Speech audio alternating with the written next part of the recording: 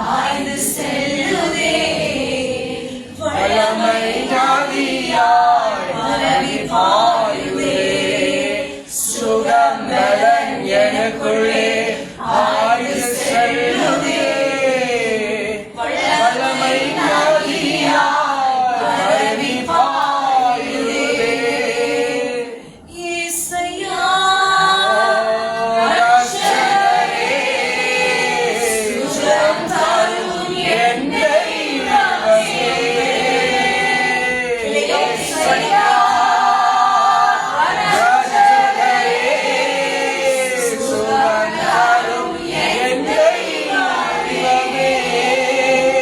வல்லமையால் சுகமானே,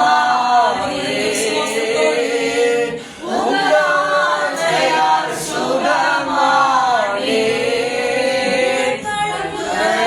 சலம்பனால சுகமடைகிறோம். உங்களாயவினால் சுகமானே. நன்றி ஆண்டவரே, பிரசன்னத்துக்கு நன்றி அப்பா.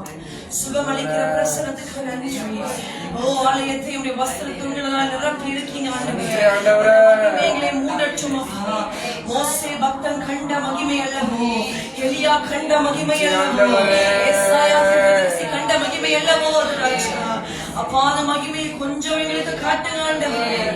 நாள்ல காட்டுங்க அப்பா. இன்று வாஞ்சையாய் கேட்கிறோம், வாஞ்சையாய் கேட்கிறோம் என்று செலுத்துகிறோம் அப்பா. இதோ இந்த பிரசனம் ஆராதனை வேளையில ராஜா எங்கள் எல்லா காயத்தையும் நீங்க கட்டுனீங்க ஆண்டவரே. இளையாத்தின் ரணவைத்தியனாய் எங்கள் அடிக்காயங்களை கட்டுகிறவர் நீங்க தான். நன்றி என்றும் துதிக்கிறோம். தொடர்ந்து உங்க வார்த்தையில் எங்களை நடத்துங்க ஆண்டவரே. இருபுறமும் கருக்குள்ள பட்டயமாய் உங்க வார்த்தை மன்னா சீயோனிலிருந்து கடந்து வருவதாக. தூர தேசத்திலிருந்து வருகிற வார்த்தையை நாங்கள் கனப்படுத்த, அதை நடுக்கத்தோடு கேட்க, பயபக்தியோடு கேட்க ஆண்டவரே எங்களுக்கு கிருபை பாராட்டுங்க, கிருபை பாராட்டுங்க. மாறாத இயேசுவின் மகிமையுள்ள நாமத்துல வேண்டி ஜெபிக்கிறோம் நல்ல பிதாவே. ஆமென். ஹalleluya. கர்த்தர் நல்லவர். இந்த எம்டியான சேர்ஸை தயவு செய்து ஃபில் அப் பண்ணுங்க. உங்களுக்கு இருந்தா உங்களுக்கு எம்டி சேர்ஸ் இருந்தா தயவு செய்து உங்களுக்கு ஃபில் அப் பண்ணுங்க. ஒரு நிமிஷம் டைம் தானே. ஃபோன் தயவு செய்து சுவிட்ச் ஆஃப் அல்லது சைலண்டாக வைங்க. வசனத்தினுடைய நேரம் ஆண்டவருக்கு இந்த கணத்தை கொடுக்கணும். டீச்சர்ஸ் எல்லாமே கொஞ்சம் ஃபீல் பண்ணுங்க. Please silent off your phones. இந்த ஆண்டவருடைய வசனம் கேட்கிற நேரம் கொஞ்சம் ஆர்டராக ஆண்டவருடைய ஆலயத்துக்கு ஃபோக்கஸ்டாக.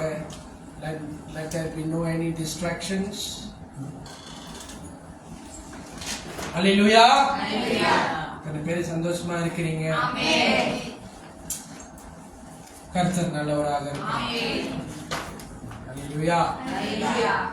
நம்மளுடைய கடைசி ஆராதனை YMCAல அடுத்த வாரம் நம்மளுடைய புதிய கட்டடத்துக்குள்ளாக நம்ம போக போகிறோம். சந்தோஷமாக இருக்கணும். ஹalleluya. சரி, நம்ம மத்தியில பாஸ்டர் பட்ரிஷியா அவங்களோட தாயார் வந்திருக்கிறாங்க. பெற்றார் குரு மூலியத்தை கர்த்தர் மகிமையாய் நடத்தி கொண்டு வருகிறார். ஹalleluya. நேரத்தை தாமதிக்காதபடிக்கு எல்லோரும் எழும்பி நின்று அந்த பாஸ்டர் பட்ரிஷியா வரவேற்கிறோம்.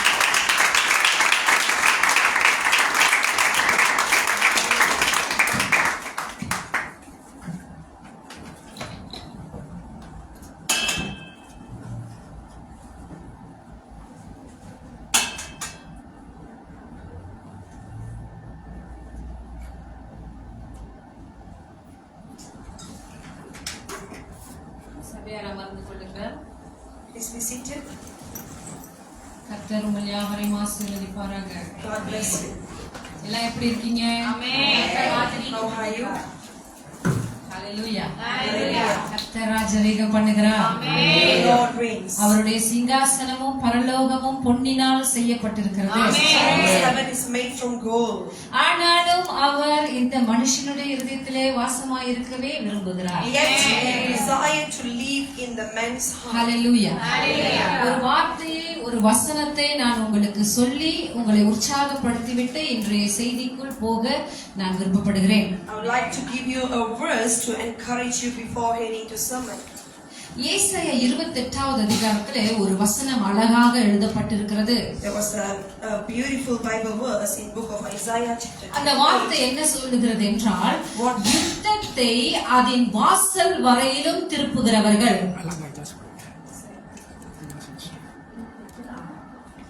In Isaiah 28 verse 7, it says, verse 6, those who turn back the battle at the gate. யுத்தத்தை அதன் வாசல் வரையிலும் திருப்புகிறவர்கள். Those who turn back the battle at the gate. இந்த வசனத்துடைய அர்த்தம் என்ன? What is the meaning of this verse? ஏதாவது ஒரு சத்துரு உங்களை நோக்கி வருவான் என்றால், If an enemy is coming towards you, ஏதோ ஒரு சோதனை உங்களை அடிக்கடி பாதிக்கிறது என்றால், if the same suffering or tribulation is keep on attacking you again ஏதோ and again, ஒரு மனக்கவலை உங்களை தொடர்ந்து சந்தித்துக் கொண்டே இருக்கிறது என்று சொன்னோமானால், and you're encountering a same sorrow again and again, நீங்கள் ஒரு நாள் எழுந்து நின்று கர்த்தரிடத்துல சொல்றீங்க, ஆண்டவரே இந்த பிரச்சனைக்கு ஒரு முடிவு கட்டியாக வேண்டும். and one day you rise up and say, Lord, finish this. இந்த சத்துருவானவன் எவ்வளவு நாள் என்னை தொடர்ந்து வருவான், நான் இவனை விரட்டி அடிக்க போகிறேன். How long this enemy will follow me? I am going to chase him out. இந்த கடன் பிரச்சனை எவ்வளவு நாள் என்னை சுற்றி சுற்றி வரும், இதற்கு ஒரு முற்றுப்புள்ளி வைத்தாக வேண்டும். How long I'm going to encounter this death? I'm going to make a full stop. இப்படியாக பிரச்சனைக்கு தீர்மானம் பண்ணுகிறவர்களை வசனம் எப்படி அழைக்கிறது? யுத்தத்தை அதன் வாசல் வரையிலும் திருப்புகிறவர்கள். So the Bible calls this kind of people as those who turn back the battle to the gate. இந்த மாதிரி தீர்மானம் எடுக்கிற ஜனங்களுக்கு கர்த்தர் பராக்கிரமம் அளிக்கிறார். Those who make a decision like this, God will give you strength. கர்த்தருடைய பராக்கிரமம் என்றால் என்னவென்று உங்களுக்கு தெரியும். மனுஷனால் அளவிடப்பட முடியாத பராக்கிரமம். The strength of God is unmeasurable by men. இந்த மாதிரி பராக்கிரமம் நம் மீது இறங்கும் போது யுத்தத்திற்கு ஒரு முற்றுப்புள்ளி வைக்கிறோம். So when we receive this kind of strength, we're going to make the battle a full stop. ஹalleluya யுத்தத்தை அதன் வாசல் வரையிலும் திருப்புகிற ஜனங்களே, The people who turn back the battle to the gate, நான் உங்களை வாழ்த்துகிறேன். I greet you. இன்றைக்கு கடைசி நாள் நாம் இங்கே இருக்கிறோம். This is the last day we are gathering கடந்த here. 2 வருடமா இங்கே இருந்து விட்டோம். Past 3 years we've been gathering here. எவ்வளவு கண்ணீர், எவ்வளவு அபிஷேகங்களை இந்த கட்டிடங்கள் பார்த்திருக்கிறது. Many cheers and the anointing encounters these walls have நாம் seen. இங்கே விட்டு போனாலும் If we leave this place, இந்த சுவரும் அதில் உள்ள கற்களும் இயேசுவின் நாமத்தை but சொல்லும். this wall will testify Jesus. ஹalleluya இந்த 2 வருடமாய் நமக்கு கர்த்தர் கிருபை அளித்திருக்கிறார். இந்த மனுஷர்கள் கண்கள்ல நமக்கு கிருபையும் தயையும் கிடைத்திருக்கிறது. அதற்காக நன்றி உள்ளத்தோடு நாம் இந்த இடத்தை விட்டு வெளியேறுவோமாக. Before leave this place, but God, Lord is grant us the favor of this man of this place. ஹalleluya புது கட்டடம்னு பாஸ்டர் சொல்லும்போது ரொம்ப மெதுவா சோகமா ஆமென் சொன்னீங்க. The pastor was saying we are moving to the new building. We are saying amen very நான் slowly. தான் மெதுவா சொல்லிருக்கணும், ஏன்னா எனக்கு இன்னும் தொலைவாச்சு. I have to say a slower amen because it's much further for me. ஆனாலும் கர்த்தர் தன்னுடைய ஆலயத்திற்காய் வைராக்கியமாய் இறங்குகிறவர். God is zealous for his temple. ஹalleluya இரண்டாவது தேவாலயத்தை கட்டும்படிக்கு கர்த்தர் எவ்வளவு வைராக்கியமாய் இருந்தார் என்று நீங்கள் ஆகாய தீர்க்கதரிசன புத்தகம், மல்கியா, சகரியா, நெகேமியா இவைகளிலே வாசிக்கலாம். So we can read how zealous was the Lord to build a temple in book of Haggai, Zechariah, Nehemiah. அதே போல இந்த பீனேங்கிலும் பெட்ராவுக்கு என்று ஒரு சபை வேண்டும் என்று கர்த்தர் 2 வருடமாய் நினைத்து வைராக்கியமாய் இருந்தார்.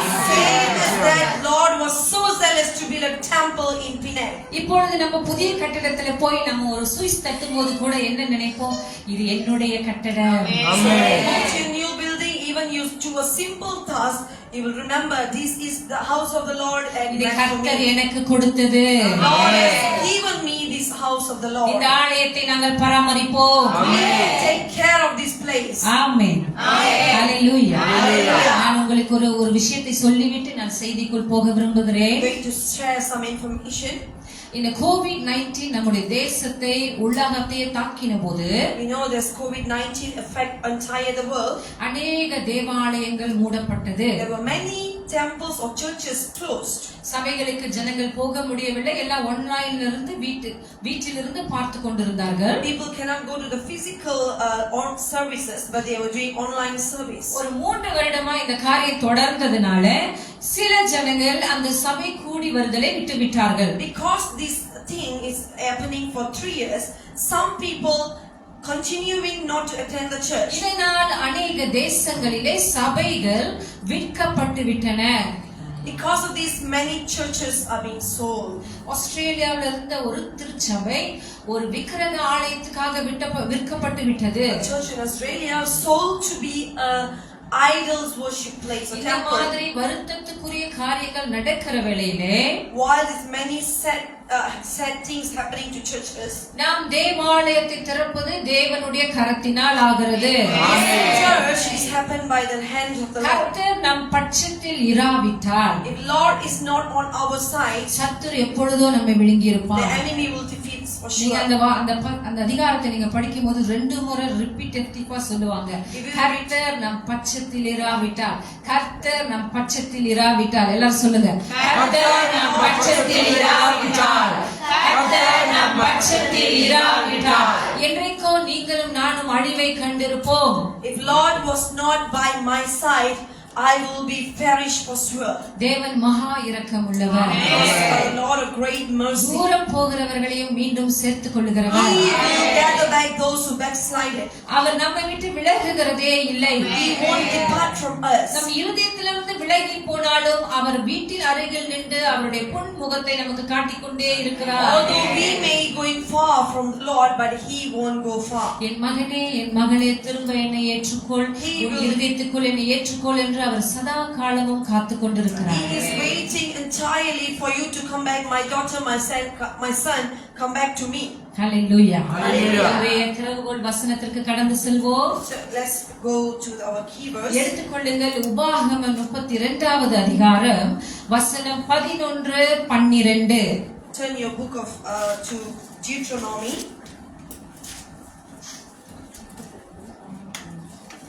Chapter 32, verse 11 and 12. உபாகமம் 32வது அதிகாரம் வசனம் 11-12. Deuteronomy book 32, verse 11 and 12. கழுகு தன் கூட்டை களைத்து தன் குஞ்சுகளின் மேல் அசைவாடி தன் செட்டைகளை விரித்து அவைகளை எடுத்து அவைகளை தன் செட்டைகளின் மேல் சுமந்து கொண்டு போகிறது போல கர்த்தர் ஒருவரே அவனை வழி நடத்தினார். ஆமென். ஹல்லேலூயா. ஆங்கிலத்திலே வாசியுங்கள். As an eagle stirred up a nest, fluttered over a young, spread abroad her wings, take them, bear them on a wing, so the Lord alone did lead him, and there was no strange God with him. ஆமென். நம் கண்களை மூடி ஜெபம் செய்ய போகிறோம். Let's pray. கர்த்தாவே, உம்முடைய தயவுக்காய் நன்றி செலுத்துகிறோம். தேவனே, உம்முடைய கிருபைக்காய் நன்றி செலுத்துகிறோம். ஆண்டவரே, நீர் பேசுகிற இந்த வார்த்தைக்காக நன்றி செலுத்துகிறோம். கர்த்தாவே, நீங்க பேசினாதான் எது உண்மை எது பொய் என்று நாங்கள் அறிந்து கொள்ள முடியும். அப்பா, நீங்கள் பேசும்போது எங்கள் ஆவி அனல் மூட்டி எழுப்புகிறதே ஆண்டவரே. நன்றியோடு உம்மை ஸ்தோத்திரிக்கிறோம் அப்பா. உம் பிரசன்னம் இங்கே இருப்பதற்காக நன்றி. தேவனுடைய செட்டை எங்களுக்காக விரித்திருப்பதற்காக நன்றி. நன்றி ராஜாவே. நன்றி செலுத்துகிறோம். இயேசு கிறிஸ்துவின் நாமத்திலே ஜெபிக்கிறோம் நல்ல பிதாவே. ஆமென். அமர்ந்து கொள்ளுங்கள் தேவ ஜனமே. Please be seated. இன்றைக்கு நாம் தியானிக்க போகிற ஒரு வேத வார்த்தை. This is the verse we're going to meditate. இந்த பாடலை மோசே அவர்கள் எழுதி இருக்கிறார்கள். This song is written by Moses. இந்த வார்த்தையானது மோசே எழுதும்போது இஸ்ரவேல் ஜனங்களை குறித்து அவர் எழுதி இருக்கிறார். So when Moses wrote this song, he is writing about the Israelites. ஆனால் இன்றைக்கு நாம் தியானிக்கும் போது இதை ஒரு மனுஷனை குறித்து வைத்து தியானித்து விட்டு பின்பு நம்முடைய சூழ்நிலைகளுக்கு நாம் ஒப்பு கொடுக்க போகிறோம். But now when we meditate this portion from this chapter, we're going to meditate on a man and on ourselves. இந்த வார்த்தையை இன்னொரு கோணத்திலே பார்க்கும்போது கர்த்தர் இந்த வார்த்தையை யாக்கோபை பார்த்து சொல்லுகிறார். So when we see this verse in another point, Lord is saying this word to Jacob. ஏன் யாக்கோபை பார்த்து சொல்லுகிறார்? ஏனென்றால் யாக்கோபு ஆபிரகாமுடைய ஆசீர்வாதத்தையோ ஈசாக்கினுடைய ஆசீர்வாதத்தையோ மொத்தமாக தன்னிடத்திலே சுமந்து கொண்டவர். Why Lord is saying to Jacob? Because this Jacob, he gained the Abraham and also Isaac's blessing. கர்த்தர் ஒவ்வொரு மனுஷனையும் நடத்துகிற விதம் வித்தியாசமானது. The path the Lord is leading each and every one of us is different. எத்தனை பேர் ஒத்துக்கொள்றீங்க? Amen. ஹalleluya. சில பேரை பஞ்சமத்திலே நடத்துகிறாரா? உண்மையா? Are you on a golden bed? சில பேரை முட்கள் மத்தியில கற்பாறை மத்தியில நடத்துகிறாரா? Some of us are walking எத்தனை through பேர் முட்கள் thorns. மத்தியில கற்பாறைகள் மத்தியில நடந்து ரத்தம் சிந்தி இருக்கிறீர்கள்? How many of us have gone through a path guy of உயர்த்துங்க. thorns? எல்லாரும் தான் ஒருவர் தப்ப முடியாது. ஹalleluya. ஒரு மேய்ச்சலுக்குள் வரும்போது When we go into a pasture, அது உள்ள விதவிதமான ஆடுகள் இருக்கும். there will be a different kind of sheep. ஆட்டுக்குட்டி இருக்கும். There must be a kid. ஆட்டுக்குட்டி இருக்கும். ஆட்டுக்கடா இருக்கும். There will be a male goat. பால் கொடுக்கிற பால் கறக்கிற கறவலாடு என்கிற ஆடு இருக்கும். And also there will be a female. இதுக்கு இடையில இப்பதான் பருவம் அடைந்த ஆடுகளும் இருக்கும். And also some young sheep. இதையெல்லாம் ஒரே மாதிரி நடத்த முடியுமா ஒரு மேய்ப்பனால்? Can a shepherd lead them in the same way? முடியாது.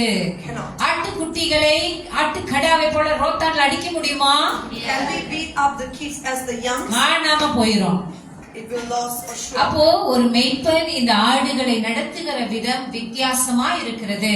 So the way the shepherd is leading the sheep is அப்படியே different. உங்களையும் என்னையும் கர்த்தர் நடத்துகிற விதம் வித்தியாசம். Same goes to the Lord. The Lord is leading us in a different way. இதே போலத்தான் யாக்கோபையும் அவர் வித்தியாசமாய் நடத்தி கொண்டு வந்தார். Same goes to Jacob. Lord was leading him in a different way. நீங்க வேதத்திலே பார்க்கும்போது கர்த்தர் யாக்கோபோடு கூட மொத்தம் 6 முறை பேசி இருக்கிறார் என்று எழுதப்பட்டிருக்கிறது. When we see in Bible, Lord speak to Jacob 6 times.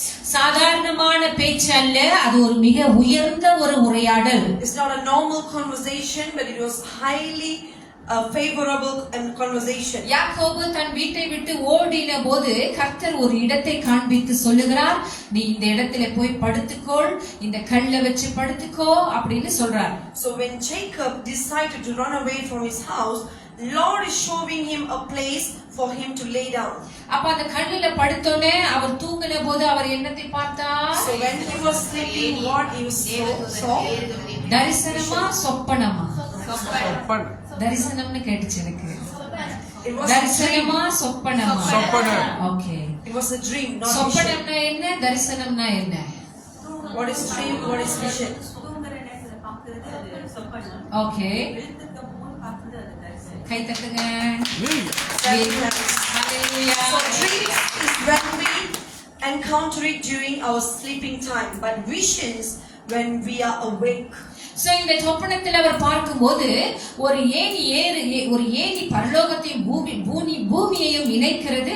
இதுல தேவ தூதர்கள் ஏறுகிறதும் இறங்குகிறதுமாய் அவர் பார்க்கிறார். So in Jacob's dream, he saw a ladder from the heaven to the earth, and the angels were going up and down. தூங்கி எழுந்த உடனே ஆண்டவர் சொல்றாரு, இந்த இடத்தை அந்த கல்லை நீ நாட்டி எண்ணெய் ஊத்தி அபிஷேகம் பண்ணி பெத்தேல் என்று பெயரிடுவாயாக.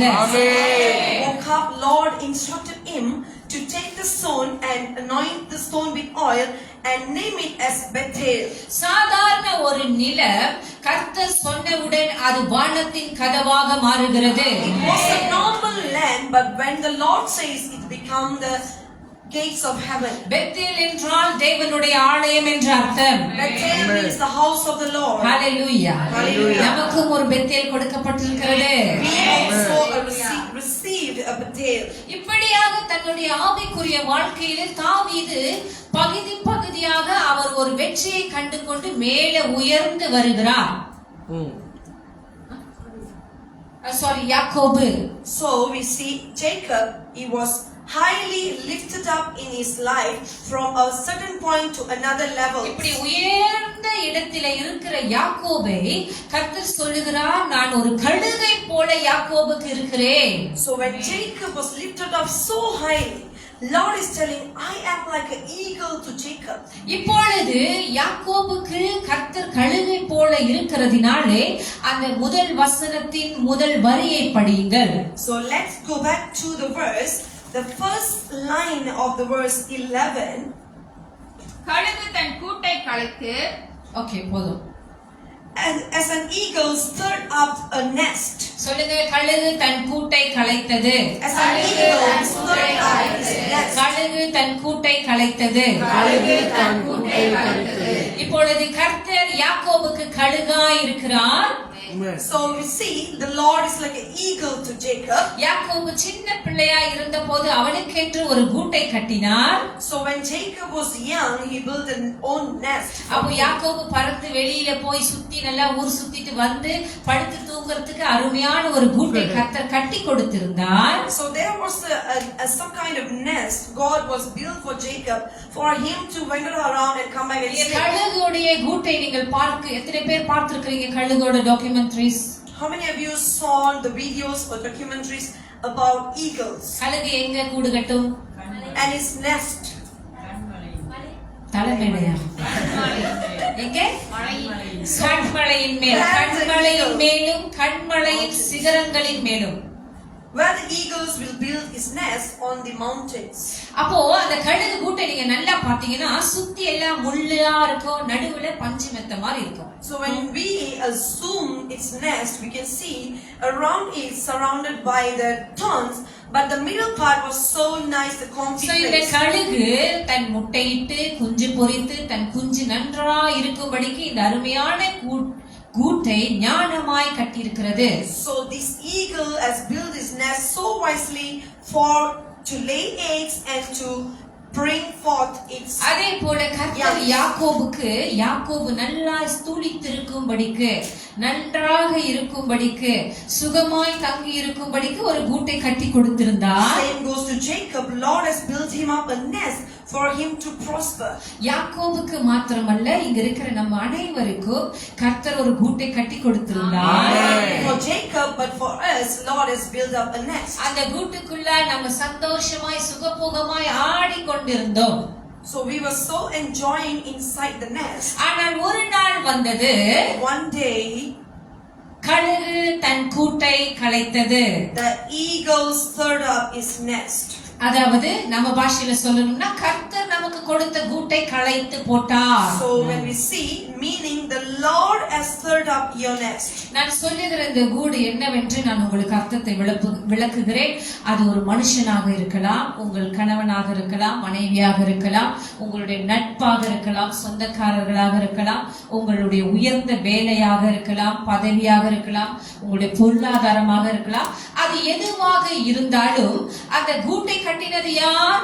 So this nest will be resembling your husband, your family, your wife, your financial, your career, or anything it may refer to. But who built the nest? யார் முதனா அந்த கூட்டை கட்டினது? அப்ப யார் நமக்கு கணவனை கொடுத்தது? God built the nest. யார் மனைவியை கொடுத்தது? பிள்ளைகளை கொடுத்தது யார்? வேலை கொடுத்தது யார்? பதவி, பொருள் எல்லாவற்றையும் கொடுத்தது யார்? ஆனால் ஒரு நாள் வந்தது, இவை எல்லாவற்றையும் அவர் கலைத்து போட்டார். So we see when the Lord builds your nest, He give you husband, He give you wife, children, family, career, finance. But one day He stirred up your nest. அவர் கலைத்து போட்டார் என்றால் அர்த்தம் என்ன? உங்களை விட்டு பிடுங்கி விட்டார் என்ற அர்த்தம் அல்ல. What is the meaning? Is stirred up? It does not mean He have taken away from you. உங்கள் மனைவியை உங்களை விட்டு பிரித்து விட்டார், உங்கள் கணவனை உங்களை விட்டு பிரித்து விட்டார் என்ற அர்த்தம் அல்ல. It does not mean God has separated you from your husband or wife. உங்கள் வேலைகளை குறித்து நீங்கள் மிகவும் பெருமையா இருந்திருப்பீர்கள். அந்த வேலையை உங்கள் விட்டு நீக்கி போட்டார் என்ற அர்த்தம் அல்ல. It's not meaning God is removing or taking away your career. ஆனால் ஒரு காலகட்டத்திலே இந்த கழுகு குஞ்சானது இந்த கூட்டுக்குள்ளே இருக்கும்போது அது என்ன நினைத்தது? இந்த கூடு எனக்கு பாதுகாப்பு, இந்த கூட்டை நான் நம்பி எதையும் செய்வேன், இந்த கூடு தான் என்னை பராமரிக்கிறது என்று தன்னுடைய கவனத்தை கூட்டின் மீது செலுத்தினது. So these young ones inside the nest is keep on trusting the nest for its provision and protection. சில நேரங்களிலே நமக்கு ஒரு சில மனிதர்கள் இருப்பார்கள். அவர்கள் பேசுகிற விதம், அவர்கள் நம்மோடு பழகுகிற விதம், அவர்கள் நம்மை கவனிக்கிறது, நம் மீது செலுத்துகிற அக்கறை நம்முடைய இருதயத்தை தொடும். So sometimes may have some people, we love them, how they talk, how they being friends with us, or how they are being around us. இந்த மாதிரி எத்தனை பேர் இருதயத்தை இப்படி தொட்டு How இருக்கிறார்கள்? many of you attracted your heart? How many of people have attracted, certain people attracted your heart? இது ஒரு எடுத்துக்காட்டாக சொல்லுகிறேன். This is an example. அப்ப அந்த மனுஷனையும் அந்த மனுஷியும் நீங்கள் குறித்து நீங்கள் சந்தோஷம் அடைந்து மெதுவாக உங்கள் இருதயம் அவர்கள் பக்கம் சாயும். So while you are enjoying their company, slowly your heart will turn towards them. இந்த சாய்ந்த கோபுரம் இருக்கு இல்லையா, இந்த கொலோசியமா கொலோசியமா சாய்ந்த கோபுரம், ஒண்ணு 7 wonders of the world ஒரு சாய்ந்த கோபுரம் இருக்க, அந்த மாதிரி நம் இருதயம் சாய்ந்து விட்டது. சொல்லுங்க. Our heart has turned away towards them. மனுஷர்கள் மாத்திரமல்ல, Not only men, கர்த்தர் புதுசா ஒரு வீட்டை கொடுத்திருந்தார்னா God may give us a new அந்த house. வீடு தான் கனவா வந்துட்டே இருக்கும். You keep on having the dream of the house. நடக்கிற மாதிரி வரும், படியேற மாதிரி வரும், தரையில படுத்து தூங்குற மாதிரி வரும். You may have dream of we are enjoying inside the house. கர்த்தர் புதிதாக ஒரு உறவு கொடுத்திருந்தால் And God give us a new அவங்கள relationship. நினைச்சே தூங்குவோம், அவங்கள நினைச்சே எந்திரிப்போம். We will think about the person while we sleep and while we wake இப்படி up. எல்லாம் நடக்கும் போது நம்முடைய இருதயம் மெதுவாக அவர்கள் பக்கம் திரும்பினது. When it happen like this, our heart is turned away towards men or the relationship or இப்ப the இது house. எல்லாம் ஏற்படுத்தி கொடுத்த கர்த்தர் அதை பார்த்து சும்மா இருப்பாரா? So the Lord is looking at you. Will it be silent? ஆண்டவர் என்ன சொன்னார்? என்னை மாத்திரம் முழு இருதயத்தோடு நேசிப்பாயாக. So the Lord has commanded us to love Him fully. இப்ப பாதி இருதயம் அங்க இருந்தா படைத்தவர் சும்மா இருப்பாரா? The Creator will accept that your heart is far away for some man. அவர் என்ன பண்ணார்? அவர் கொடுத்த கூட்டை அவரே களைத்து போட்டார். What they do is stir up the nest is given. ஏதோ ஒரு பிரச்சனையோ போராட்டமோ கலக்கமோ வந்து உங்கள் இருதயத்தை மீண்டும் அவர் பக்கம் திருப்பும்படிக்கு அவர் அந்த கூட்டை களைத்து போட்டார். So the reason Lord stirred up your nest for you to turn back towards Him. அந்த கூட்டில் இருக்கிற ஒவ்வொரு அந்த சின்ன சின்ன கிளைகளை ஒவ்வொன்றாக கர்த்தர் நிர்மூலமாக்கினார். So He was removing the entire nest by one. எதற்காக இப்படி செய்தார்? உங்கள் இருதயம் முழுவதுமாய் மனிதர்களால் நிரப்பப்பட்டிருந்தது. இப்பொழுது கொஞ்சம் கொஞ்சமாக கர்த்தர் பக்கம் திரும்புகிறீர்கள். So Lord did this to turn away your heart slowly from man to only to Him. ஏன் அவர் கூட்டை களைத்து போட்டார்? அதற்கு முதலாவது காரணம் வாசியுங்கள் நீதிமொழிகள் 3வது அதிகாரம் வசனம் 5. So the first reason why the Lord has stirred up our nest, turn your Bible to book of Proverbs chapter 3 verse 5. உன் சுய புத்தியின் மேல் சாயாமல், உன் சுய புத்தியின் மேல் சாயாமல், உன் முழு இருதயத்தோடும் கர்த்தரில் நம்பிக்கையாய் இருந்து. So trust in the Lord with all your heart and lean not on your own understanding. உன் சுய புத்தியின் மேல் சாயாமல். Do not lean on your own understanding. சொல்லுங்க எல்லாரும், என் சுய புத்தியின் மேல் நான் சாயாமல். என் சுய புத்தியின் மேல் நான் சாயாமல். என் சுய புத்தியின் மேல் நான் சாயாமல். என் சுய புத்தியின் மேல் நான் சாயாமல். என் சுய புத்தியின் மேல் நான் சாயாமல் இருப்பதற்காக கர்த்தர் கூட்டை களைத்து போட்டார். The first reason Lord stir up the nest for us to not to lean on our own understanding or own knowledge. ஏன் அப்படி செய்தார்? இந்த கழுகு குஞ்சானது வெளியில போய் பறந்து விட்டு வந்து பார்க்கும்போது கூட்டை காணவில்லை. So why the Lord did that? When the eagle fly from his nest and came back to return to his அப்போ nest, இந்த without finding. இந்த தாய் பறவைகிட்ட கேக்குது இந்த கழுகு குஞ்சு, அம்மா எங்க நம்ம கூடு, அம்மா எங்கம்மா போச்சு நம்ம கூடு? So the young ones are asking their mother, the mother eagle, where is our nest? அம்மா சொல்றாங்க நான் தான் பிச்சு போட்டேன். So the mother is telling, I am the one who destroyed the நான் nest. தான் பிச்சு போட்டேன். I am the one who destroyed ஏம்மா the இப்படி nest. செஞ்ச நீ? Why you did that? நான் இப்ப எங்க தூங்குவேன்? Where I will sleep now? நான் எங்க விளையாடுவேன்? Where I will play now? எவ்வளவு பஞ்சு மெத்தையா இருந்ததே. It was so nice and comfy. இந்த நேரத்தில் At this time, உங்கள் சுய புத்தியை நீங்கள் சாராதிருப்பீர்களாக. do not lean on your own knowledge and உங்கள் சுய understanding. புத்தியின் மேல் நீங்கள் சார்ந்திராமல், Do not lean on your own understanding. இப்போ இந்த கழுகு குஞ்சு சொல்லுது நான் வேற ஒரு கூட்டுக்கு போக. So this young one will plan to go to another nest. அப்படி எத்தனை பேர் போனீங்க? How many of us Hallelujah. has போனீங்களா? done this? கோவம் இருந்தீங்களா? இல்ல. அல்லேலூயா. Hallelujah. போகாதீங்க. Do not find அந்த another nest. நேரத்துலதான் சத்ருவானவன் வந்து சொல்லுவான், உன் கூட்டை அழித்த உன் அம்மாவை வெறுத்து விடு. So that time the devil will come and say, hate your mother, she has destroyed your nest. மழைக்கும் வெயிலுக்கும் உனக்கு பாதுகாப்பா இருந்த கூட்டையே உனது தாய் பறவை கடைசி போட்டுச்சு. இனி நீ அதை நம்பி என்ன பிரயோஜனம்? So do not trust your mother eagle. It destroyed your protection from rain and சத்ருவானவன் sun. அப்பொழுதுதான் அப்படி வந்து பேசுவான். So the devil will whisper or talk like that. சத்துரு பேச மறந்தாலும் நம் சுய புத்தி பேசும். Even if the devil forgets to talk, our own understanding will tell இந்த us. பக்கத்துல இன்னொரு கண்மலை இருக்கு, அங்க நிறைய கூடுகளை பார்த்துட்டு வந்திருக்கு, அங்க போய் உட்கார்ந்துக்கிறேன். It will say, I have seen another mountain over there and they are many அப்படி nests. சொல்லாதிருங்கள் தேவஜனமே. Do not say like that. உங்களுடைய சுய புத்தியை சார்ந்திராதிருங்கள். Do not lean on your own understanding. நீங்கள் எதிர்பார்த்தது நடக்கவில்லை என்பதற்காக கர்த்தர் மேல் கோபமாயிராதிருங்கள்.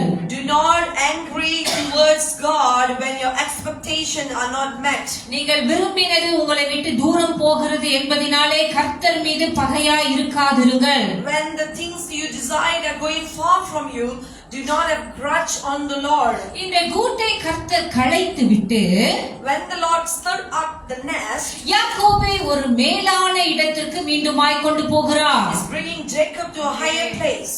யாக்கோபுக்கு ஒரு பாடத்தை கற்றுக் கொடுக்க விரும்புகிறார். Lord is desiring to teach Jacob a lesson. யாக்கோபை தனியாக நிறுத்தி அவனோடு கூட பேச விரும்புகிறார். He wants to have a alone time with Jacob. யாக்கோபை உருவாக்க நினைக்கும்படிக்கு இப்படி கூட்டை களைத்து போட்டார். He wants to build Jacob, so he stirred up his nest.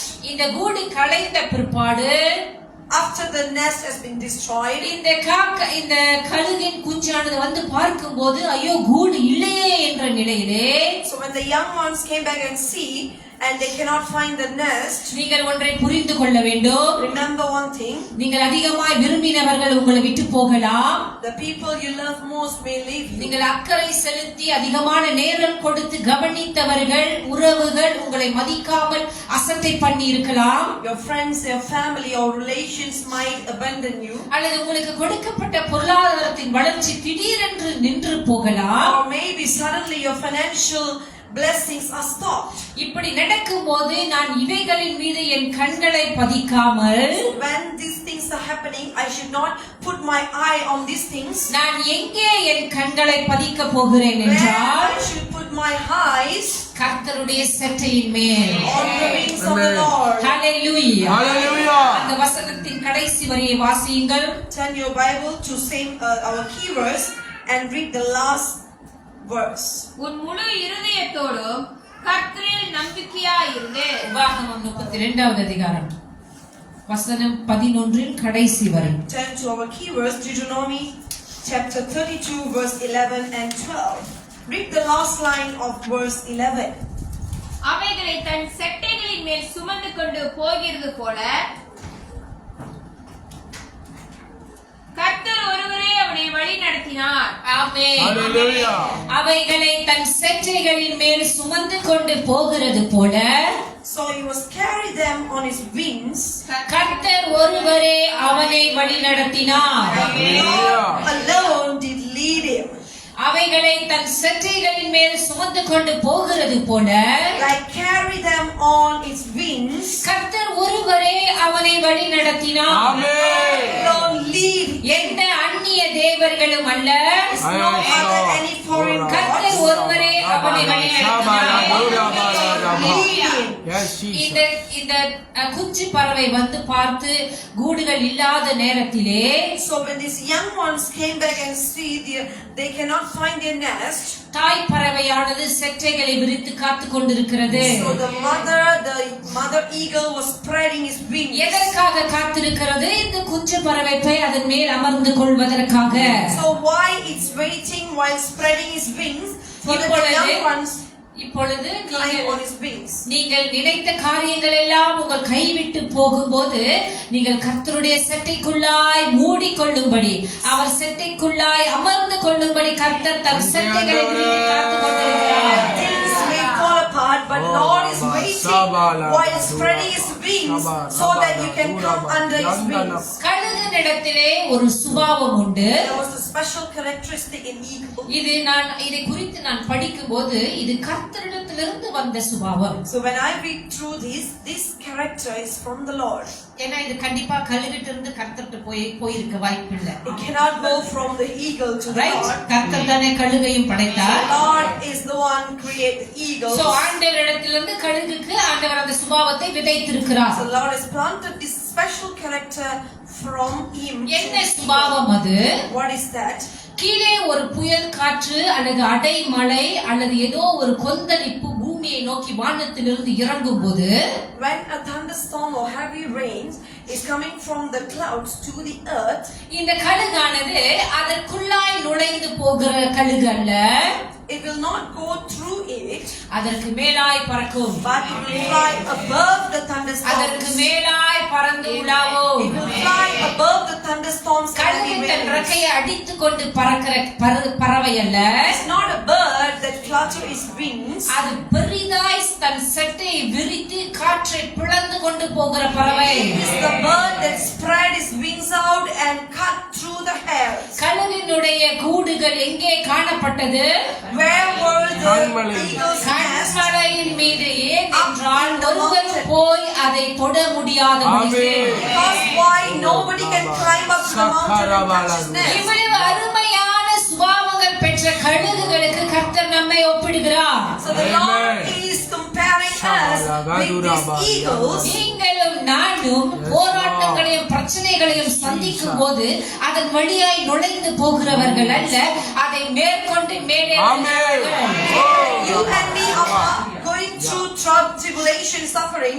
We are not the people passing through it, but we are overcomers. இப்படி ஒரு பிரச்சனையோ ஒரு மழைக்காலமோ ஒரு கொந்தளிப்போ புயல் காற்றோ வரும்போது கூட்டுக்குள் விளையாடி கொண்டிருக்கிற அந்த குஞ்சு பறவைக்கு அதனுடைய ஆழம் புரியாது. So when the earth is encountering this heavy rains or the thunderstorm, the young ones do not understand the danger of it. இப்போது தாய் கழுகின் மீது அமர்ந்து கொண்ட குஞ்சை அது தூக்கி கொண்டு வானத்துக்கு மேலாய் பறந்து போகிறது. This mother eagle carries these young ones on his wings and fly above the clouds. மேலிருந்து படித்து கொடுக்கிறது. என்ன படித்து கொடுக்கிறது? கீழே பார், அடைமழை பெய்கிறது. நம் மலைக்குள்ளாய் விளையாடுகிற பறவை அல்ல, அதன் மேலிருந்து மேற்கொள்ளுகிறவர்கள். It's teaching its young, see down. It's raining, heavy raining. We are not the bird that passing through the rain. We go over the rain. இந்த தாய் பறவையானது தன் குஞ்சுகளுக்கு கற்றுக் கொடுக்கிறது. மேலிருந்து எல்லாவற்றையும் மேலாய் யோசிக்கும்படி, எல்லாவற்றையும் மேலிருந்து கவனிக்கும்படி, எல்லாவற்றையும் மேற்கொள்ளுகிறவர்களாகும்படி. So this mother eagle is teaching its youngs to become the overcomers and those who think highly.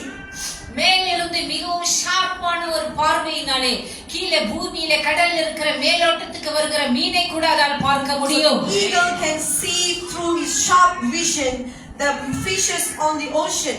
கழுகு பூமி தரைக்கு வருவதே சாப்பாடு தேட மாத்திரம்தான். The eagle only come to the land to find food. மத்த நேரம்ல அது மேல தான் இருக்குது. But other times it will be on the up above the mountains. இப்படியாக மேன்மக்களாய் கர்த்தர் நம்மை அழைத்திருக்கிறார். So to be the highly uplifted people. இன்றைக்கு கர்த்தருடைய செட்டைக்குள் அமர்ந்து கொண்ட நீங்களும் நானும், So you and me who are under the wings of the Lord, பூமியில் இருக்கிற எந்த பொருட்கள் மீதும் நம் கண்களை செலுத்த போகிறவர்கள் அல்ல. not put your eyes on the earthly things. அதை எல்லாவற்றையும் மேற்கொண்டவர்களாக, overcomers, அது எல்லாவற்றையும் மேற்கொண்ட ஜனமாக overcomers of this worldly things, கர்த்தர் நம்மை உயர்த்தி இருக்கிறார். lifted up. கர்த்தருடைய செட்டையின் கீழாக ஒரு பாதுகாப்பு இருக்கிறது. There was a protection under the Lord's wings. தாவீது ராஜா பாடுகிறார், விக்கினங்கள் என்னை கடந்து போக மட்டும் அதுலாம் குகைக்குள்ளாய் நான் என்னை மறைத்து ஒளித்துக் கொண்டேன். So as we see, King David is singing, let this suffering pass through me. I am going to under or inside the cave of Adullam. அதுலாம் குகை என்பது தாவீதின் காலத்திலே அது நாம் பார்க்கக்கூடிய ஒரு எழுத்தின் பிரகாரமான குகையாக இருந்தது. It was a physical cave during the time of David. எதிராளிகள் அவரை கண்டுபிடிக்காதபடிக்கு தாவீது அங்கே தன்னை மறைத்துக் கொண்டார். Normally David will hide himself in the Adullam cave during the enemies are attacking him. இன்னைக்கு நம்ம எதிராளிகள் நம்மை காணாதபடிக்கு நாம எல்லாம் குகைக்குள்ள போய் ஒளிந்து கொள்ள முடியுமா? But we cannot do the same thing, hiding from enemies in the cave. முடியாது. Cannot. இன்றைக்கு நம்முடைய அதுலாம் குகை என்ன? கர்த்தருடைய செட்டை. Today our cave of Adullam is the wings of the Lord. கர்த்தருடைய செட்டையை அவர் பராக்கிரமாய் விரித்து தன்னை நம்புகிறவர்களை தன்னுடைய நிழலினாலே பாதுகாக்கிறார். Spreading out its majestic wings and protecting those who believe him. அந்த சட்டைக்குள்ளாக ஒரு அடைக்கலம் மனுக்குலத்திற்கு என்று வருகிறது. There was a shelter under his wings. அவரை நம்புகிறவர்கள் தன் கூடு களைந்து போனாலும் போகட்டும், என் கர்த்தருடைய செட்டையே எனக்கு முக்கியம் என்று சொல்லி அதற்குள்ளாய் நிழலை தேடி வருகிற ஜனங்களை அவர் மூடி பாதுகாக்கிறார். So he cover and guard the people who is coming under the wings to find a shelter. ஆண்டவரே உம்முடைய செட்டை எங்களுக்கு வேண்டும்.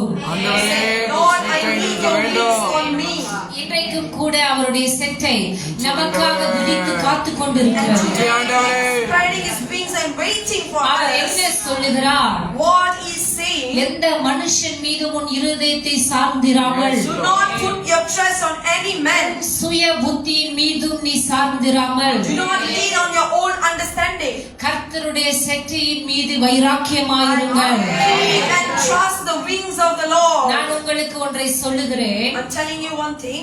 ஆராய்ச்சியாளர்கள் சொல்லுகிறார்கள், Researchers are saying மனுஷனுடைய சிந்தை the human's mind ஒவ்வொரு 2.5 செகண்டுக்கு ஒரு முறை மாறுகிறதா. is changing in 2.5 seconds. நீங்கள் உங்கள் சுய புத்தியை நம்பி இருந்தால் If you lean on your own understanding and knowledge, நம்முடைய கதை முடிந்தது. your story will finish. சொல்லுங்க, 2.5 செகண்ட்ல மாறுகிற இந்த மாம்ச சிந்தை நம்மை நடத்த கூடுமா? Will this mind of this earthly mind is keep on changing? அது நம்மை பாதாளம் வரை கொண்டு போகிறவரை நம்மை விடாது. Our own mind, own knowledge will lead us to the hell. அதனால் தான் வேதம் சொல்லுகிறது, உன் சுய புத்தியை சார்ந்திராமல். That is the reason Bible is telling, do not lean on your own ஒவ்வொரு understanding. நாளும் இந்த போராட்டம் நமக்கு உண்டு. We are encountering these attacks daily. 3 விதமான போராட்டங்களை மனுஷன் சந்திக்கிறான். There are 3 kind of tribulations we are facing. சத்துருவானவனுடைய போராட்டம், The attacks from the devil, உலகத்தினுடைய போராட்டம், attacks from the world, தன்னுடைய மாம்சத்தின் போராட்டம். attacks from our own இந்த flesh. மாம்சம் தான் சுய புத்தியை உண்டாக்குகிறது. So our flesh is the one is creating the own understanding. உங்கள் சுய புத்தியை நீங்கள் கர்த்தருக்குள் ஒப்புக் கொடுக்கவில்லை என்றால் If we do not surrender our own understanding to the கர்த்தருடைய Lord, வழிகளை உங்களால் புரிந்து கொள்ள முடியாது. we cannot understand the Lord's ways.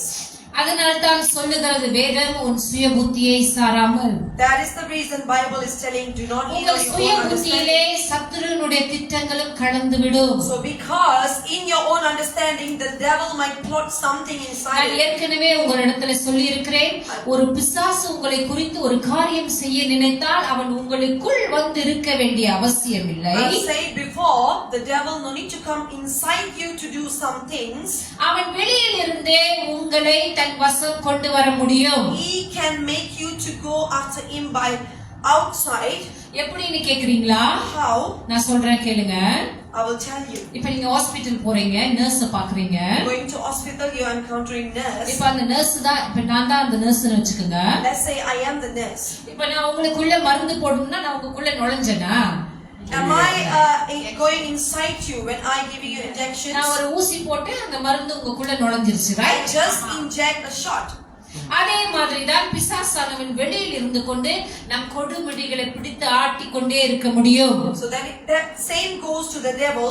He may be standing outside, but he is controlling your நம்முடைய mind. சுய புத்தியை அவன் வசம் கொண்டு வர முடியும். He can make your own understanding too full of his schemes and plots. இதை எல்லாம் களைந்து போட்டு கர்த்தருடைய செட்டையின் மீது நம்பிக்கையாய் இருக்க Let போகிறோம். us put our trust on the wings of the Lord கர்த்தருடைய always. செட்டையின் மீது நமக்கு பாதுகாப்பு இருக்கிறது.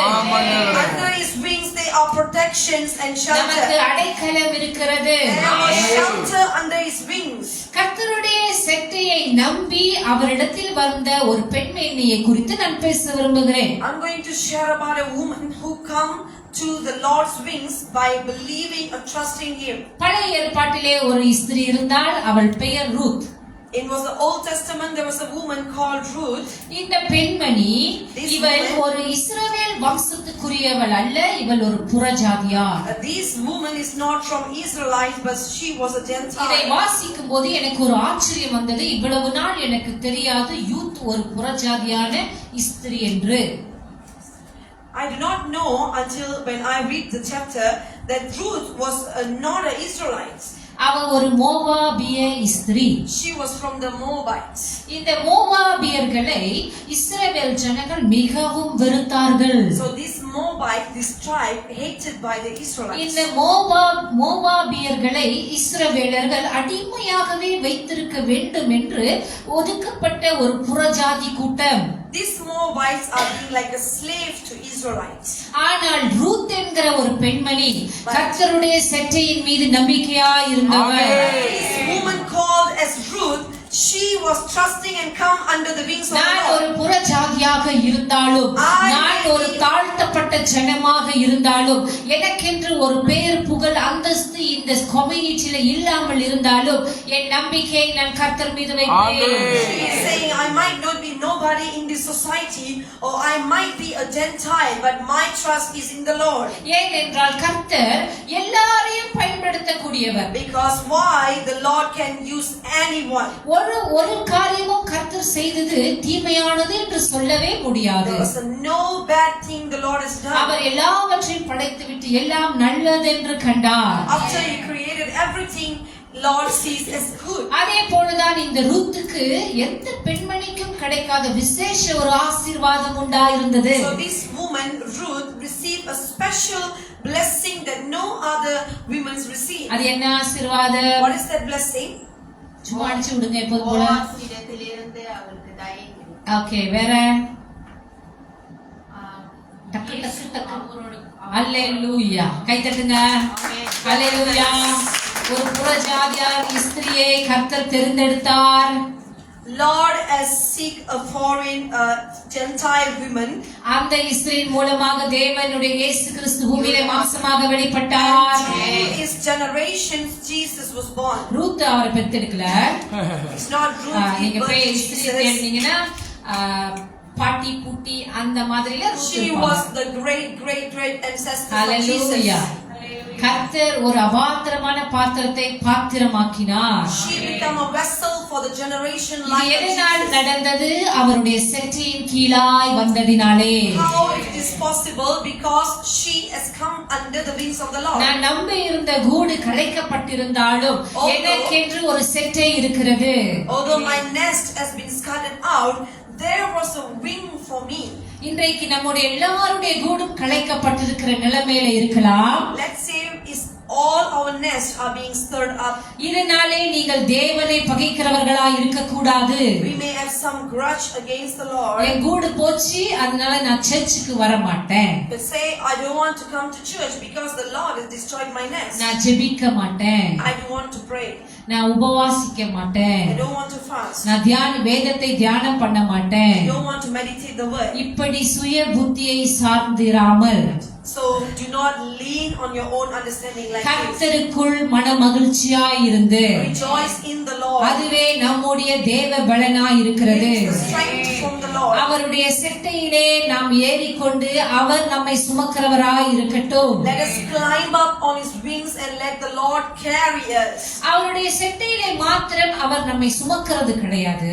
It's not only through his wings he is carrying us. அவர் நம்மை மூடுகிறவராகவும் இருக்கிறார். He also covered us. அப்போ ஒரு ஆபத்து வருகிற நேரத்திலே அவர் நம்மை சூழ்ந்திருக்கிறார். So when we encounter dangers, the Lord is surround us. இஸ்ரவேலர்கள் எகிப்திலிருந்து கானான் தேசத்துக்கு புறப்பட்டு வனாந்தரத்திலே பாளையம் இறங்கின ஒவ்வொரு இரவிலும் So when the Israelites are traveling to Canaan, it was in the wilderness. காலையில மாலையில எல்லாம் நடந்து நடந்து நடந்து சோர்ந்து போன இஸ்ரவேலர்கள் இரவிலே நன்றாய் தூங்குகிற வேளையிலே So while they were resting at night time, கர்த்தருடைய கண்களானது இஸ்ரவேலரின் பாளையத்துக்குள் உலாவினதாம். the Lord's eyes were inside their tents. எதுக்கு உலாவினதாம்?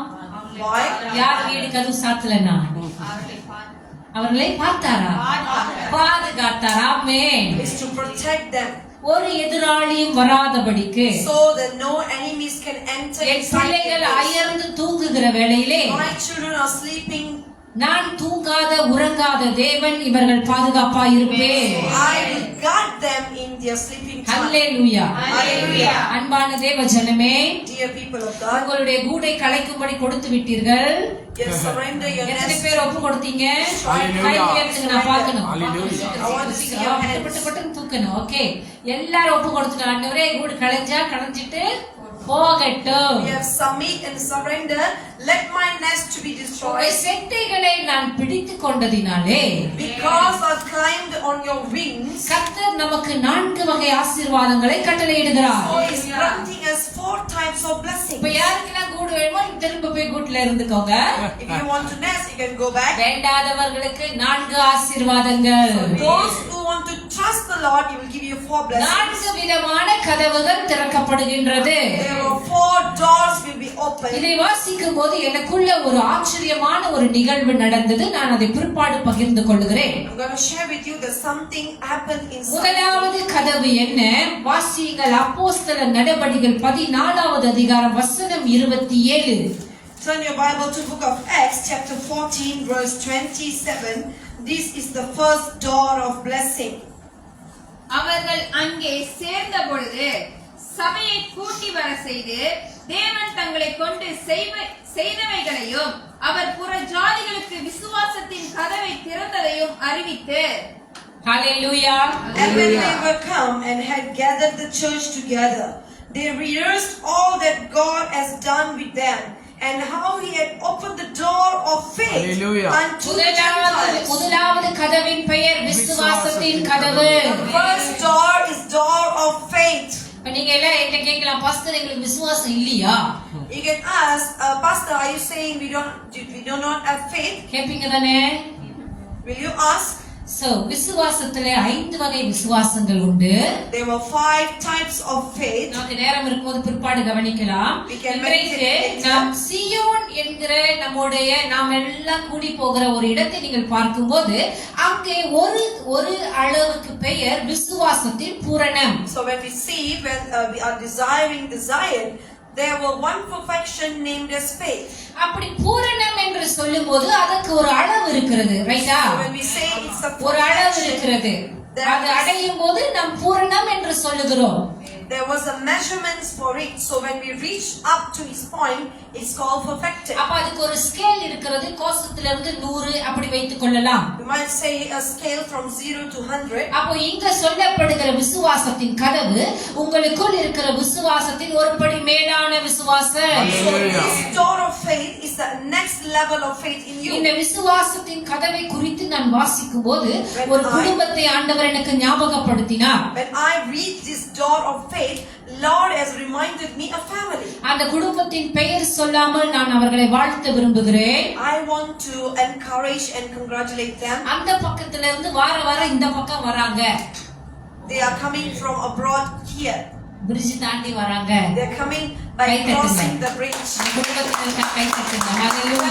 And encourage them. இதுதான் விசுவாசத்தின் ஒரு படி மேலான விசுவாசம். This is the door of faith. என் கர்த்தர் எவ்வளவு தொலைவில் இருந்தாலும் நான் அவரை போய் பார்ப்பேன். I will come to meet my Lord no matter how far it இப்படியான is. ஒரு படி மேலான விசுவாசத்தின் கதவை நமக்கு கர்த்தர் திறக்கிறார். The Lord is opening the next level of door of faith in us. இரண்டாவது கதவு Second door.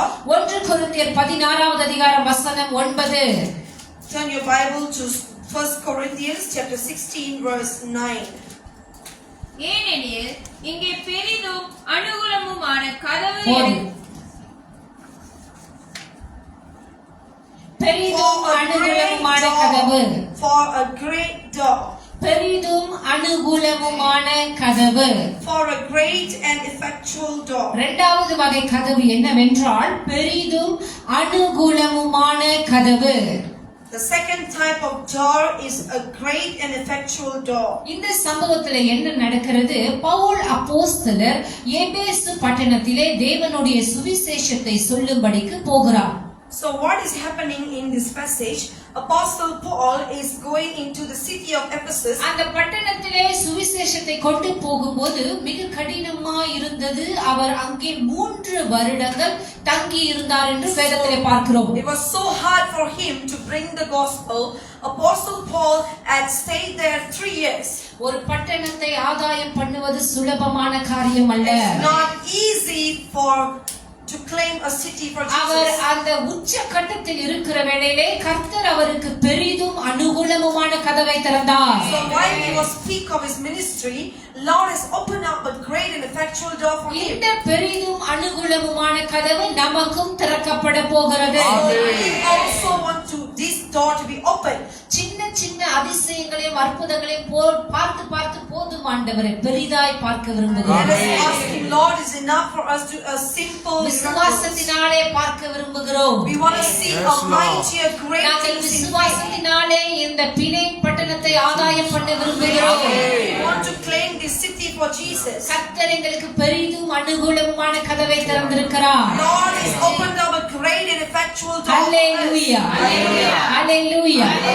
நீங்கள் எல்லாம் தெரு தெருவாய் தேவனுடைய சுவிசேஷத்தை சுமந்து கொண்டு போகிறவர்களாய் ஆக வேண்டும். Let us be the people who carry the gospel into the cities. இந்த பெரிதும் அனுகூலமுமான கதவின் மூலமாக அநேக ஜனங்கள் உங்கள் பெயரை சொல்லிக்கொண்டு கர்த்தரை தேடி வரட்டும். Through this great and effectual door, let the people say your name and find the Lord. ஹalleluya. மூன்றாவதான கதவு Third door.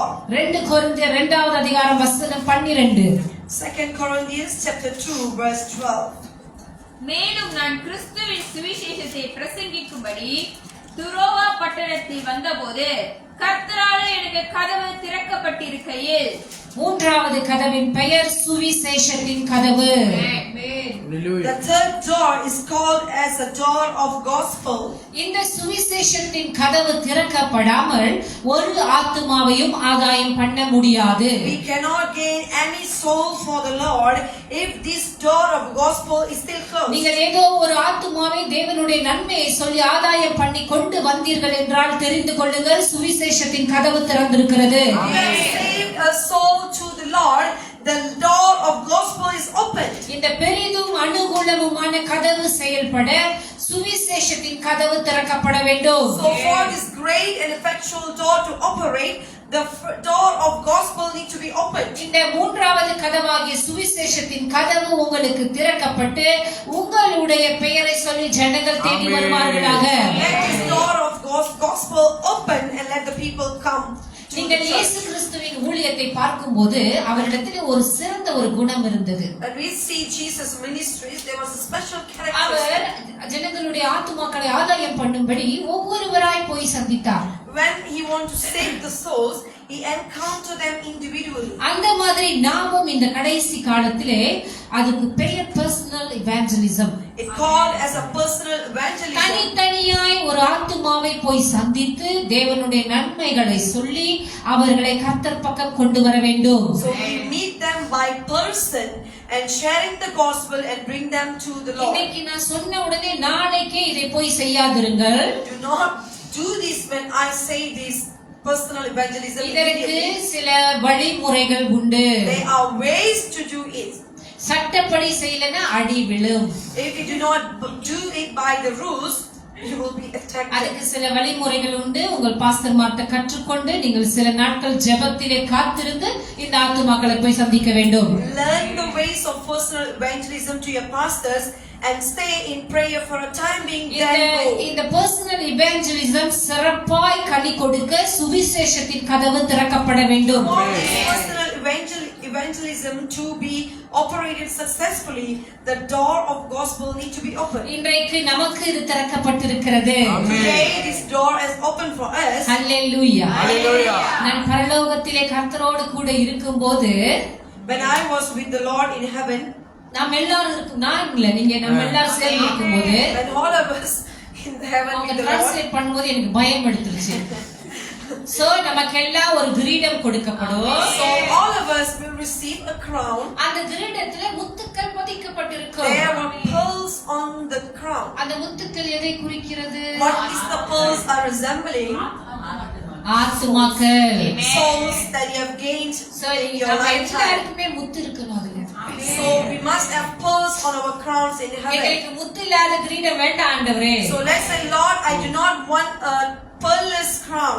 எங்களுக்கு முத்துக்கள் நிறைந்த கிரீடம் வேண்டும். I want my crown full of pearls. அதை நாங்க போட்டுக்கிட்டு சந்தோஷமா விளையாடுவோம். So we want to wear it and to be happy and with you. அதற்காக நாங்க இங்க ரத்தம் சிந்தி பாடுகள் அனுபவிப்போம். So because of that we are shedding blood. Pastor பயப்படுத்துறேனா?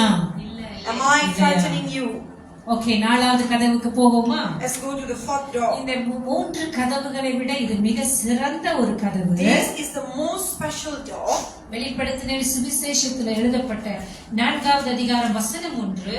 It is written in Revelation chapter 4 verse 1. இவைகளுக்கு பின்பு இதோ பரலோகத்தில் திறக்கப்பட்டிருந்த ஒரு வாசலை கண்டேன்.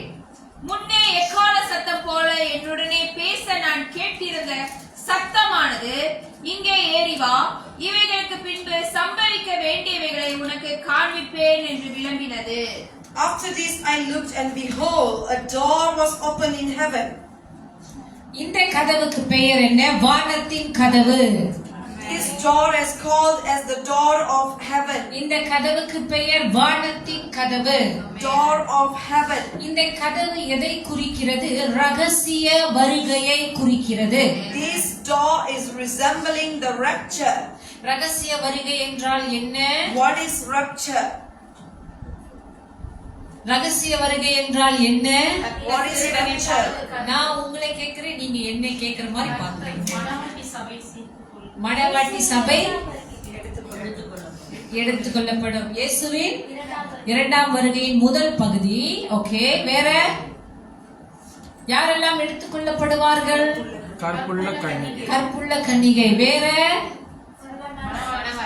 மணவாட்டி சபை. வேற புத்தியுள்ள ஸ்திரீ. அல்லேலூயா. Hallelujah. இந்த ரகசிய வருகைக்காக தானே நம்ம எல்லாம் காத்திருக்கிறோம். We are waiting for the rapture. நம்முடைய ஆத்துமா அதற்காக தானே காத்திருக்கிறது. Our soul is longing for the rapture. இந்த பூமியிலே மிகவும் வழி மிகுந்த ஒரு இடத்திலே கர்த்தர் நமக்கென்று வைத்திருக்கிற மிகவும் சுவாரஸ்யமான ஒரு சம்பவம் எடுத்துக்கொள்ளப்படுதலின் சம்பவம். It is the most special incident the Lord is having for us is being caught up. உயிரோடு நாம் இருந்தோமானால் நாம் மறுரூபமாக்கப்படுவோம். If we are alive during that time, we will be transfigured. நாம் மரித்திருந்தாலும் மறுரூபமாக்கப்பட்டு உயிர்த்தெழுவோம். But if we die before the rapture, we will be resurrected இதன் and விசேஷம் transfigured. என்ன?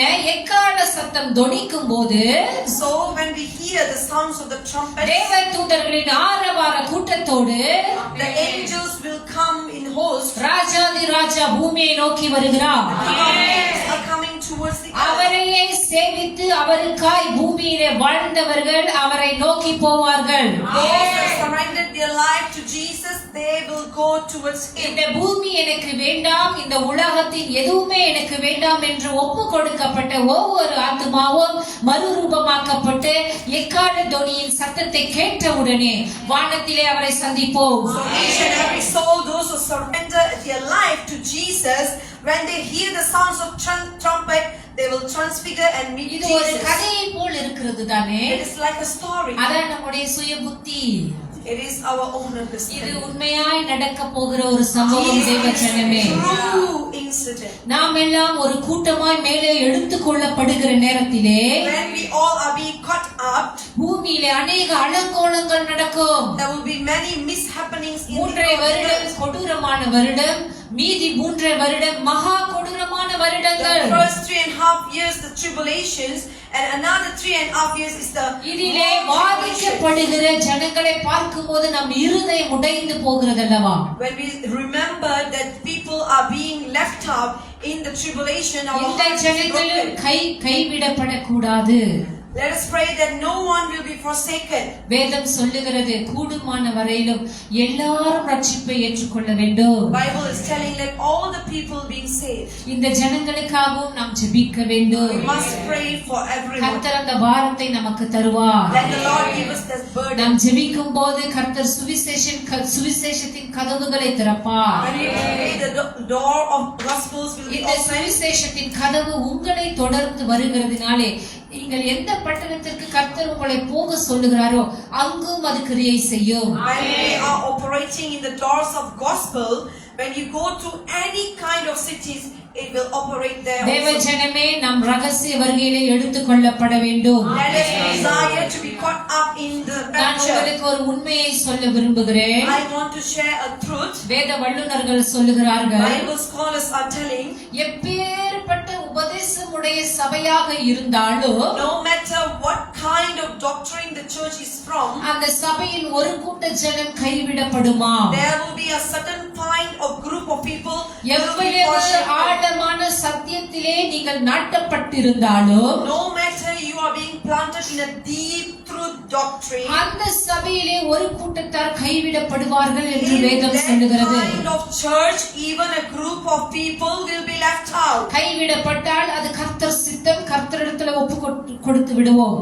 If they being left out, it's the will of God, and let God take over. ஆனால் ரகசிய வருகையின் பிற்பாடு பரிசுத்த ஆவியானவர் பூமியில இருக்க மாட்டார். After the rapture, Holy Spirit will no longer on the இந்த earth. கைவிடப்பட்டவர்கள் எப்படி பூமியில இருக்க போகிறார்கள் என்பது நமக்கு ஒரு பெரிய ஒரு வருத்தத்துக்குரிய விஷயம். We can't imagine how dreadful situation for them. மிகவும் ஒரு சாதாரண ஒரு விஷயம் கிடையாது. It's not a normal thing. It's not a normal இவ்வளவு thing. நாள் பூமியின் மேல் அசைவாடி அதை பாதுகாத்த பரிசுத்த ஆவியானவர், நம்மை தேற்றி உருவாக்கினவர் பூமியிலிருந்து எடுத்துக்கொள்ளப்படுகிற நேரம் அது. The Comforter, our Holy Spirit, will be taken away from the earth. ஜனங்கள் பேரழிவை காண போகிறார்கள். They will face a great ஒரே destruction. அலறல் சத்தமுமாக ஒரே அவர்களுடைய அந்த கூக்குரல் பூமி எங்கும் கேட்க போகிறது. It will be the sounds of crying, weeping and crying out. இந்த காரியத்திலிருந்து நாமும் விடுபட வேண்டும். நாம் ஆதாயம் பண்ண போகிற ஒரு கூட்டத்தாரும் விடுபட வேண்டும். We also must escape from this situation and let the people also being saved. இந்த ரகசிய வருகையிலே எல்லாரும் எடுத்துக் கொள்ளப்படும்படியாய் நாம் ஜெபிக்க Let us போகிறோம். pray that all will be caught up during this அன்பான rapture. தேவ ஜனமே, எழுந்து நின்று கண்களை Let us மூடுவோம். pray. கர்த்தரை நோக்கி நாம் பார்க்க போகிறோம். தேவன் தம்முடைய செட்டையிலே நம்மை சுமந்த போது, எப்போதெல்லாம் அவர் நம்மை சுமந்திருக்கிறாரோ, ஏதோ ஒரு சம்பவத்திலே அவர் நம்மை சுமந்திருக்கிறார். கட்டாயமாய் உங்கள் ஒவ்வொருவரையும் அவர் ஏதோ ஒரு காலகட்டத்திலே தன்னுடைய செட்டையிலே சுமந்ததினாலே, தேவ ஜனமே, இன்றைக்கு நீயும் நானும் உயிரோடு கூட இங்கே ஆராதித்துக் கொண்டிருக்கிறோம்.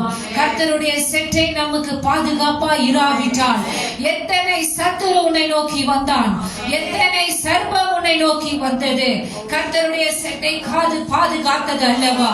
தேவனுடைய செட்டை உன்னை பாதுகாத்தது அல்லவா? விக்கினங்கள் கடந்து போக மாட்டோம். கர்த்தருடைய செட்டை நமக்கு ஆதரவா இராதிருந்தால், தேவனே, இன்றைக்கு நாங்கள் எப்படி உயிரோடு இருந்திருப்போம். கர்த்தாவே, உம் செட்டை எங்களை சுமந்த சம்பவங்களை எங்களுக்கு நினைவிலே கொண்டு வரும். ஆண்டவரே, உம்முடைய செட்டை எங்களை சுமந்த சம்பவங்களை எங்களுக்கு நினைவிலே கொண்டு வாங்க. தகப்பனே, நீங்க இல்லைன்னா எங்களை உயிரோடு விழுங்கி இருப்பார்களே. ஆண்டவரே, விழுங்கி இருப்பார்களே.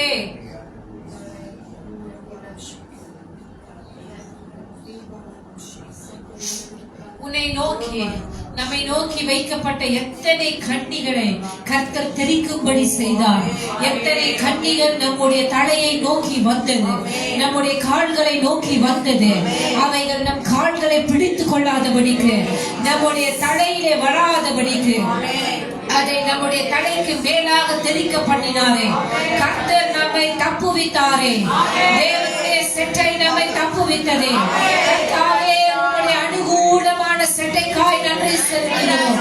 கர்த்தாவே, அனுகூலமான செட்டை எங்கள் பட்சத்திலே இராவிட்டால்,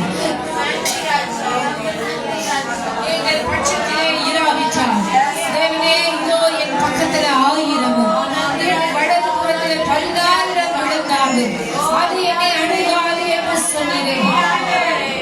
உன் செட்டையினால் தானே ஆனது ராஜாவே. அப்பா, உன் செட்டை அல்லவா எங்களை மீட்டுக் கொண்டது. கர்த்தாவே, உன் செட்டை அல்லவா எங்களை சுமந்தது. ஓ, நாங்கள் நம்பினவர்கள் எங்களை கைவிட்டார்களே. நாங்கள் நேசித்தவர்கள் எங்களை ஏமாற்றினார்களே.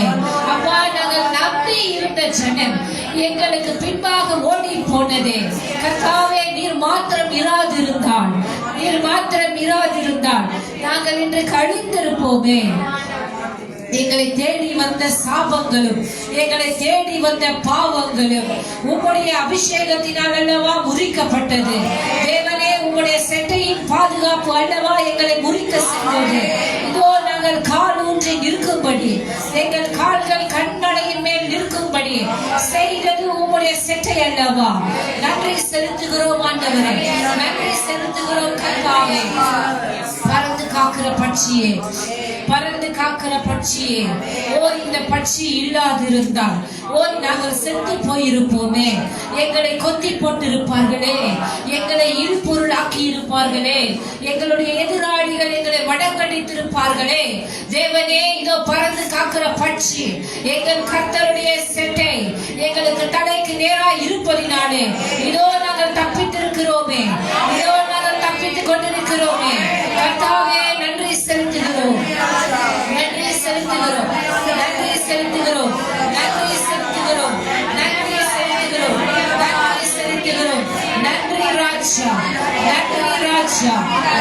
ராஜாவே.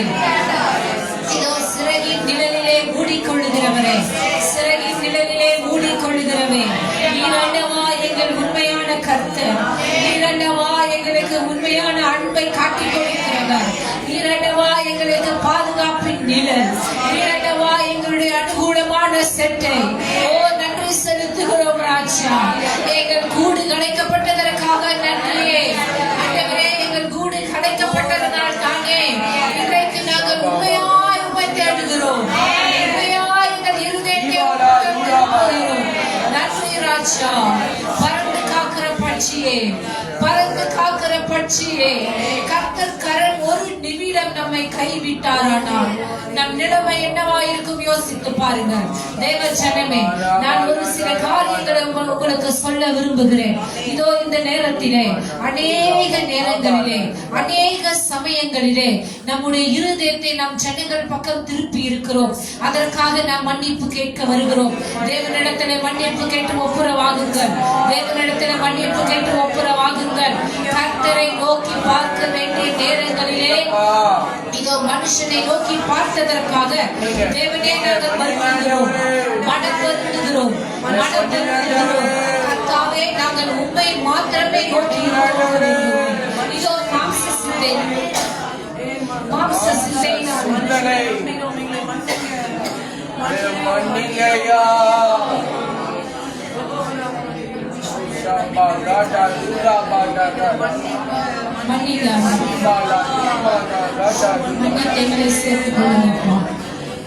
மன்னித்தெங்களை சேர்த்துக் கொள்ளுங்க. அப்பா, எங்களை புறக்கணியாதிரும். தேவனே, எங்களை கைவிடாதிரும். தேவனே, எங்களை கைவிடாதிரும். கர்த்தாவே, எங்களை புறக்கணியாதிரும். ஆண்டவரே, எங்களை ஓரம் கட்டாதிரும். தேவனே, எங்களை நினைவு கூறும். ஆண்டவரே, ஒரு விசை எங்களுக்கு இரக்கம் பாராட்டும். கர்த்தாவே, ஆண்டவரே, நான் கண்மலை ஆகிய கர்த்தரை நம்பாமல் மனுஷன் மீது என் இருதயத்தை திருப்பினதற்காய் மன்னிப்பு கோருகிறேன்.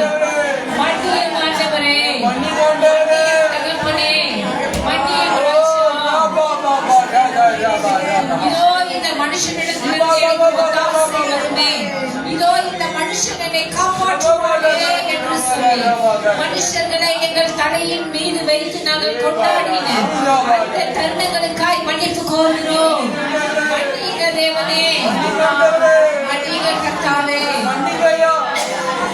மனுஷன் அல்ல ஆண்டவரே, மனுஷன் அல்ல கர்த்தாவே. இதோ வேதத்தின் நடுப்பகுதி, வேதத்தின் நடு வசனம் சொல்லுகிறது, நாசியிலே சுவாசம் உள்ள மனுஷனை நம்புவதை பார்க்கிலும் கர்த்தர் பேரில் பற்றுதலாய் இருப்பதை நலம் என்று சொல்லுகிறது. ஆண்டவரே, மனுஷனை நம்பினதற்காக எங்களை மன்னியுங்க, மனுஷனை நம்பினதற்காக எங்களை மன்னியுங்க. அந்த மனுஷன் காப்பாற்றுவா, அந்த மனுஷன் உதவிக்கு வருவா என்று நாங்கள் நம்பினதற்காக கர்த்தாவே, பொருளின் மீது எங்கள் நம்பிக்கையை வைத்ததற்காய் மன்னியுங்க. எங்கள் கர்த்தர் அல்லவா எங்களை நிர்மூலமாகாமல் காத்தவர். அப்பா, எங்கள் கால்கள் குந்தி குந்தி நடந்தது. இதோ இரும்பு கால்களா எங்கள் கால்களை மாற்றினவர் செலுத்துகிறோம், சுமக்க நன்றி செலுத்துகிறோம். நாங்கள் விழுந்த போதெல்லாம் எங்களை தூக்கிவிட்டவரே, போனவதெல்லாம் எங்களை சுமந்து கொண்டவரே, நன்றி செலுத்துகிறோம் ஆண்டவரே. நன்றி ராஜாவே, நன்றி ராஜாவே, நன்றி ராஜாவே. கர்த்தாவே, நீர் சிலுவையிலே தொங்கும் போது கூட உங்களுடைய சிந்தனையில நாங்க இருந்தோம் ஆண்டவரே. எங்களை நீங்க நினைவு கூர்ந்ததுனால தானே இதோ சிலுவையிலே தொங்குனீங்க கர்த்தாவே. ஆண்டவரே, நன்றி செலுத்துகிறோம். ரத்தத்திற்காக நன்றி செலுத்துகிறோம், உங்களுடைய செட்டைக்காய் நன்றி செலுத்துகிறோம். எங்களை சுமக்கிற செட்டை அல்லவா, இதோ வரும் காரியங்களையும் எங்களிடத்தில் ஒப்புக்கொடுக்கிறோம். சுமக்க வேண்டும் ஆண்டவரே, எங்களை சுமக்க வேண்டும் தேவனே.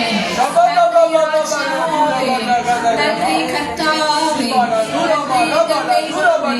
பரிசுத்த ஆவியானவரே, நன்றி ராஜா, நன்றி ராஜா, நன்றி கர்த்தாவே. மனம் திறந்து பேசின உங்களுடைய தேவ பிள்ளைகள் யாவரையும் தேவன் நீர் சுமக்க மறந்ததில்லையே கர்த்தாவே, நீர் சுமக்க மறந்ததில்லையே ஆண்டவரே. நீர் எங்களை போஷிக்க மறந்ததில்லையே கர்த்தாவே. நீர் எங்களை உங்களுடைய உள்ளங்கையிலே மறைத்து அதை நோக்கி பார்க்கிறீரே. நன்றி தகப்பனே, நன்றி செலுத்துகிறோம் அப்பா, நன்றி செலுத்துகிறோம், நன்றி செலுத்துகிறோம். தேவனுடைய பலத்த செட்டை, தேவனுடைய பலத்த செட்டை அதற்குள்ளா எங்களை மூடிக்கொண்டீரே, எங்களை மூடிக்கொள்கிறீரே. நன்றி தகப்பனே, நன்றி தகப்பனே, நன்றி கர்த்தாவே. உங்களுடைய செட்டை எங்கள் மீது அமருவதாக, தேவனுடைய செட்டை எங்கள் மீது அமருவதாக, கர்த்தருடைய செட்டை எங்களை சுமப்பதாக. நன்றி ராஜா, நன்றி தகப்பனே, நன்றி கர்த்தாவே. நன்றியோடு உம்மை ஸ்தோத்திரிக்கிறோம், எல்லா நாட்களிலும் உம்மை ஸ்தோத்திரிக்கிறோம், சதா காலங்களிலும் உம்மை ஸ்தோத்திரிக்கிறோம். நன்றி இயேசு ராஜாவே, இயேசு கிறிஸ்துவின் இனிய நாமத்திலே ஜெபிக்கிறோம் நல்ல பிதாவே. ஆமென். ஹalleluya.